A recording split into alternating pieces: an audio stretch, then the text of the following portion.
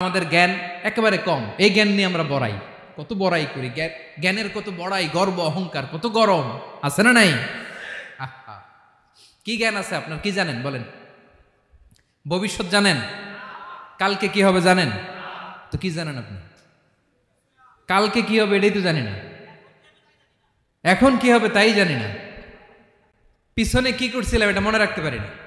আজ থেকে 1 মাস আগে এই বিকেলে আপনি কি করতেছিলেন মনে আছে? এত দূরে যাওয়া লাগবে না। আজ থেকে 1 সপ্তাহ আগে রাত্রে বেলায় কি খাইছিলেন মনে আছে? আজ থেকে 5 দিন আগে কোন জামাটা পরছিলাম মনে আছে? তো কি জানেন আপনি? কিছুই না। আমাদের জ্ঞানকে আল্লাহ বলেছেন কলিল। কি বলেছেন? এজন্য রব্বুল আলামিন বলেন তোমাদের জ্ঞান হলো কলিল। ওয়ামা উতিতুম মিনাল ইলমি ইল্লা কলিলা।